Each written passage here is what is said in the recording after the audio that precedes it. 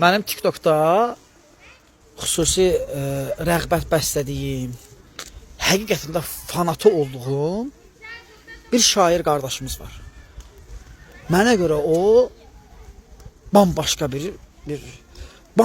bir dərya bir insandır. Həm əməli ilə, həm əxlaqı ilə, həm sözləri ilə, həm o apardığı yayımlarla, həm danışığı ilə, həm nitqi ilə çox gözəl insandır. Maksimum dərəcədə söyüşsüz başlayacağım. Çünki qardaşım, həmən vaxtda mən canlıdaydım. Canlıda ona qarşı ədəbsizliyi onundur. Bir qəhbə zibanın 2026 versiyası TikTok valiki, o göt baş məməşi oynadan bir valikin biri, üzrü istəm ifadəmə görə maksimum dərəcədə əsəblərimi sıxıram. Bizim qardaşımızın canlı yayımında gəlib ədəbsizlik elib getdi.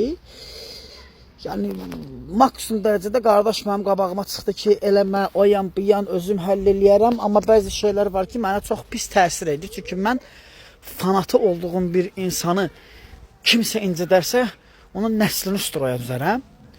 Mən o cırığa da WhatsAppda öz sözlərimi soxdum. Dedim, sənə nəslini dombaldaram, nəslindən adam axtararam. Mən indi yerim biraz narahatdır. Mən indi fikirləşirəm, sabah üstün cənab nazirimizin şəklini qoyacam.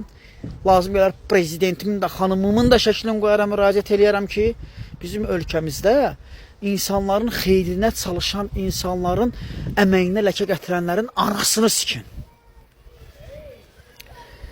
Heç də demirəm, qardaş. Heç bir şey demirəm, heç bir söz demirəm. Bir sözü deyirəm ki, bugün baş verən o ədəbsizliklə bağlı birbaşa sənin yanındayım. Bu qancığın axırına çıxacaq. Başqa da heç yox. Çünki dövlətimiz, hüquq mühafizə orqanlarımız belə qəhbəliyə heç vaxt göz yummurlar. Əziz Azərbaycan polisimiz, bu qəhbənin anasını sikin, xahiş edirəm. Mən biraz ağızdan gicdillağam, amma bunun anasını sikin.